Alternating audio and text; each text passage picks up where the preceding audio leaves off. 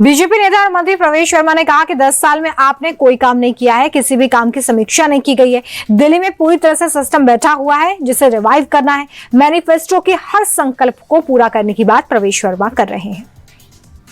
हम 10 साल में अगर मैं आपको बताऊं कि सिस्टम इतनी बुरी तरीके से ठप पड़ा हुआ है, कोई भी मंत्री मुख्यमंत्री ना तो कोई दौरे करते थे ना किसी फ्लाईओवर का विजिट करते थे।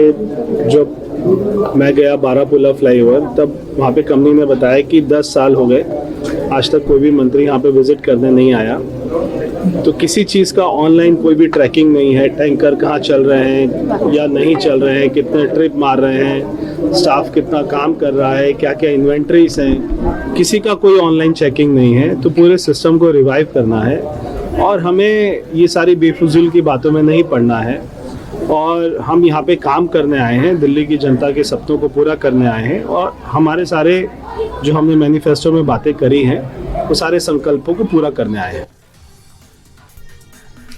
वहीं बीजेपी विधायक सतीश उपाध्याय ने आप पर आरोप लगाया कि आतिशी राजनीति के चलते भगत सिंह और बाबा साहब की आड़ ले रही हैं। असल में ये कैग रिपोर्ट से लोगों का ध्यान भटकाना चाहती हैं, क्योंकि इससे उनकी सरकार में किए घोटाले उजागर हो जाएंगे। अपने राजनीतिक स्वार्थों की पूर्ति के लिए आप भगत सिंह जी जैसे शहीद का भी दुरुपयोग कर सकते हैं। बात आती है सदन की।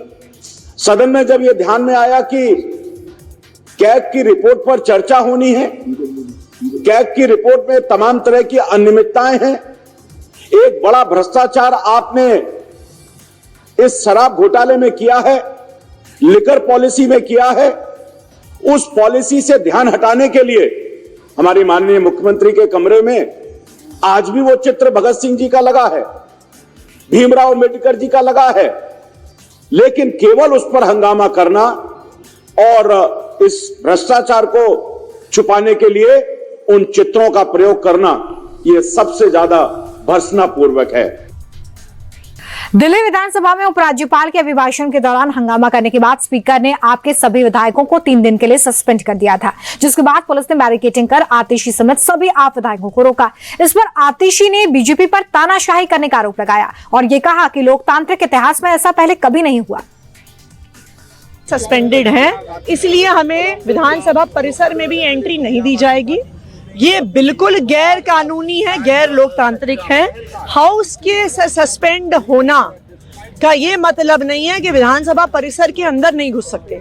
ये देश के इतिहास में पहली बार हुआ होगा कि किसी चुने हुए विधायक को विधानसभा परिसर के अंदर नहीं घुसने दिया जा रहा है। आज तक देश के इतिहास में ऐसा कभी नहीं हुआ है। विधानसभा के परिसर के अंदर ना घुसने देना, आम आदमी पार्टी के विधायक दल का ऑफिस है, वहां पर कैसे नहीं घुसने दे रहे हैं?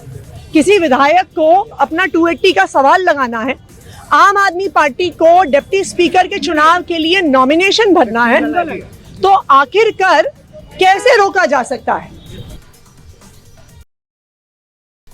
वहीं आतिशी समेत आप विधायकों को असेंबली में रोके जाने का कांग्रेस नेता संदीप दीक्षित ने भी विरोध किया है। वो कह रहे हैं कि सस्पेंड विधायक हाउस के अंदर नहीं जा सकते, लेकिन असेंबली के अंदर तो हारे हुए सदस्य भी जा सकते हैं। विधानसभा के अंदर आपका ऑफिस भी है और ऐसे में बैरिकेडिंग कर चुने हुए विधायकों को रोकना नियमों के खिलाफ है। असेंबली के अंदर नारे लगाने नहीं चाहिए, चाहे कोई भी हो। ये आतिशी जी को भी पता होना चाहिए। जहां तक असेंबली में जाने की बात है, देखिए हाउस के अंदर ये लोग सस्पेंडेड हैं, हाउस के अंदर नहीं जा सकते, लेकिन असेंबली के अंदर तो कोई भी जा सकता है, हारा हुआ व्यक्ति भी जा सकता है। तो इसमें चुने हुए सस्पेंडेड जो हैं, अब ये क्यों रोका है ये मेरे ख्याल से देखना चाहिए, लेकिन ये गलत बात है। आपको असेंबली में जाना, वो लीडर ऑफ ऑपोजिशन है तो उनको वहां एक कमरा भी होगा, अपने कमरे में जाना, आम आदमी पार्टी का लेजिस्लेटर पार्टी का ऑफिस भी होगा, उसमें जाना, ये तो एक अधिकार होता है, इससे नहीं रोकना चाहिए। लेकिन ये दूसरा मेरा ये है कि अगर आप सीएजी जैसी चीज पर चर्चा कर रहे हो, मेरा इसमें एक मतभेद है बीजेपी से। देखिए सीएजी की रिपोर्ट जब पीएसी में डिस्कस होती है तो निष्पक्षता से होती है।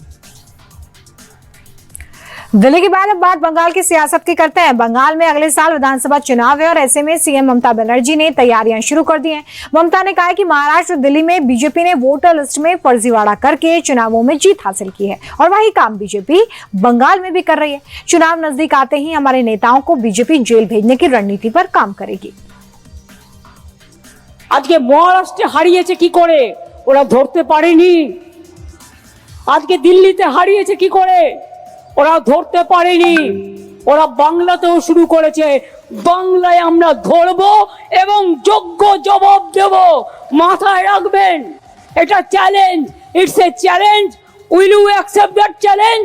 পেছনে যারা আছেন, গ্যালারিতে যারা আছেন, চারিদিকে আমার বাঁদিকে ডান দিকে, লড়বেন, জবাব দেবেন। মনে রাখবেন 2027 থেকে 29-এর মধ্যে বিজেপির ক্ষমতা শেষ। কাজে ওদের বিরুদ্ধে যা যা করার, বাংলাকে ওরা টার্গেট করেছে, তার কারণ অন্য কেউ লড়তে পারে না, বাংলা লড়তে পারে। वहीं टीएमसी नेता अभिषेक बनर्जी कह रहे हैं कि मेरे बीजेपी में शामिल होने की अफवाहें फैलाई जा रही है। अगर कोई मेरा गला भी काट दे तो भी ममता बनर्जी जिंदाबाद की आवाज ही निकलेगी। मैं पार्टी का एक अनुशासित सिपाही हूं। अफवाहों पर ध्यान ना दें, एकजुट होकर चुनाव की तैयारी करें। বাজারে রটিয়ে দেওয়া হচ্ছে অভিষেক বন্দ্যোপাধ্যায় বিজেপিতে যাবে। আরে আমার গলা কেটে দিলে কাটা গলা থেকে মমতা ব্যানার্জি জিন্দাবাদ বেরোবে। আমি বেঈমান নই। বাজারে ছড়িয়ে দেওয়া হচ্ছে নতুন দল আসছে। বিজেপির হাতে কলকে আর তামাক খেয়ে কয়েকটা সংবাদ মাধ্যম আর 2-4টে সাংবাদিক এই কাজটা করছে। আমি তাদের নাম করে এই সবার পরিবেশ নষ্ট করব।